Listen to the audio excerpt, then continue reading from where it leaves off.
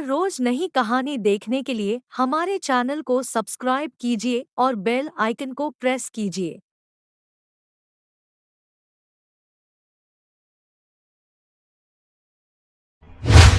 संदीप ने अपनी माँ के कहने पर गांव में शादी कर ली थी। लड़की का नाम था सुनीता। माँ का कहना था एकदम मॉडर्न बहू नहीं होनी चाहिए, लेकिन उन्हें नहीं पता था कि गांव से आने वाली बहू सुंदर सुशील तो होगी और उसको गांव से बाहर भी निकाल लाएंगे, लेकिन उसके अंदर का गांव कैसे बाहर निकलेगा।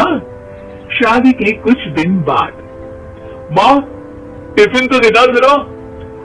बेटा अब तो स्कूल नहीं ऑफिस जाता है, माँ से नहीं अपनी बीवी से टिफिन मांगा कर। ओके माँ। सुनीता टिफिन ले आओ। 1 किलो टिफिन, इसके अंदर पिस्ता डाल दिया है। पिस्ता? पिस्ता क्यों? साक्षी ने बोला था ना कि आपको पिस्ता बहुत पसंद है।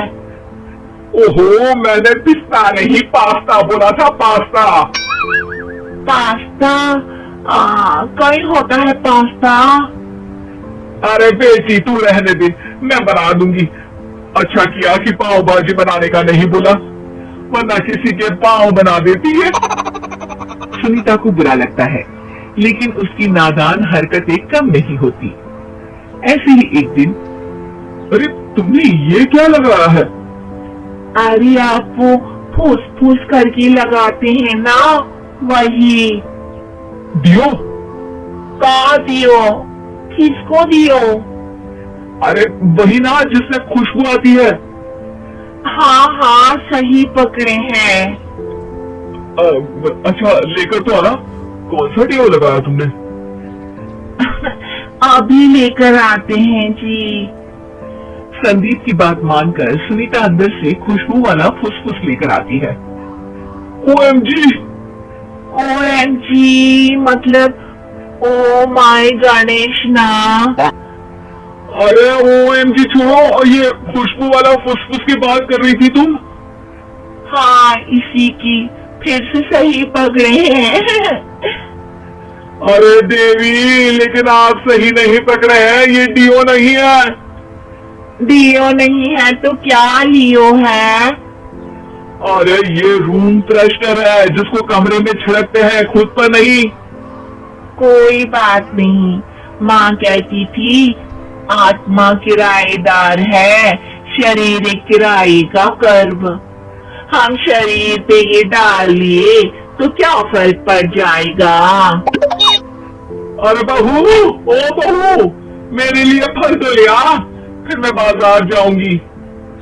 सुनीता अपनी सास के लिए फल लेकर आती है। अरे बेटा पपीता, तरबूज और सेब फल ऐसे कैसे खा लूं, काट कर तो लिया। माँ जी मेरे गांव में तो खेत से उठा के सीधा खा लेते हैं। अरे ये तेरा गांव नहीं है ना। अरे संदीप तू ही कुछ समझा देना इसको बेटा। मैं कैसे समझाऊं माँ, ये तो माइक्रोवेव को भी भट्टी बोलती है। कल मैंने बोला हाय कैसे हो तो बोलती है किसी को हाय नहीं लगानी चाहिए। अरे सुनीता तेरा क्या होगा? अभी तो कैसे बताऊं माँ जी, अभी हम कुछ करेंगे फिर पता चलेगा क्या होगा, लड़का या लड़की।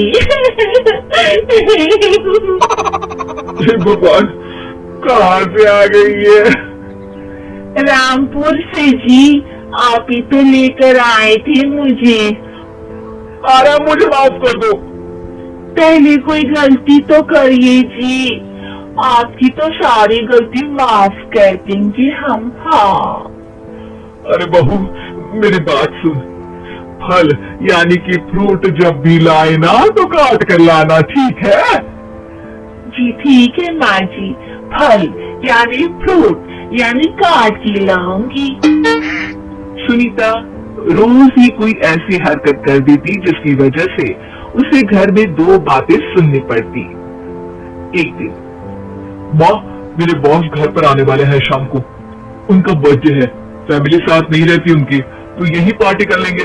उनको अच्छा लगा तो शायद मेरा प्रमोशन भी हो जाएगा। मैं ना फ्रूट केक लाकर फ्रिज में रख दूंगी और तेरे साथ आज खाना मैं बनाऊंगी, ताकि जब साहब आए तो खाने में कोई गड़बड़ ना हो। शाम को जब सारी तैयारियां हो जाती है, संदीप के साथ बड़े साहब भी घर आते हैं। आप फ्रूट केक तो ले आना बहू, फिर खाना खाएंगे। अरे इस सब की क्या जरूरत थी, आपने बुलाया वही काफी है। सर, आपका परिवार शहर में नहीं है तो हम ही आपके परिवार जैसे हैं सर। इतने में ही सुनीता फ्रूट केक लेकर आती है और बड़े साहब की टेबल पर रख देती है, और जैसे ही केक के ऊपर का बॉक्स हटाती है, ओह, ये क्या है? केक तो कटा हुआ है, मैं तो ऐसा नहीं लाई थी। आप मुझे शाबाशी दे सकती है माँ जी, मैंने ही केक काट दिया। आपने कहा था ना, फल यानी फ्रूट यानी हमेशा काट के लाना, तो फ्रूट केक भी तो फ्रूट ही है ना, तो मैंने पहले ही काट लिया। होना मैं समझदार। अरे बहू, ये क्या किया? केक हमेशा वही काटता है जिसका जन्मदिन होता है। तुझे एक बात भी समझ नहीं आती, एक नंबर की बेवकूफ है। पूरा माहौल बिगड़ चुका था। संदीप को लगने लगा था कि साहब उसे प्रमोशन तो दूर की बात है, कहीं डिमोशन ना दे दे, लेकिन साहब बीच में ही बोल पड़ते हैं। अरे कोई बात नहीं, ये इनकी बेवकूफी नहीं है, इनका भोलापन है। बेटा आप कहाँ से हो? रामपुर गांव से। अरे वाह, गांव से? फिर तो आपके गांव में ताजे फल और सब्जियां मिलते होंगे। हाँ, सही पकड़े हैं, हम तो काटते भी नहीं, सीधा खा लेते हैं। मैं ना एक बार तुम्हारे गांव घूमने जरूर चलूंगा। क्यों संदीप, ले चलोगे ना? मुझे गांव घूमना बहुत पसंद है। बस फिर क्या था, संदीप और सास दोनों खुश हो गए, क्योंकि साहब को सुनीता ने गांव की बात करके खुश कर दिया था। अब संदीप का प्रमोशन पक्का था। शिक्षा, कभी भी किसी भी गलती पर घबराना नहीं चाहिए। हो सकता है कि उस गलती की वजह से आगे बड़ा फायदा हो जाए।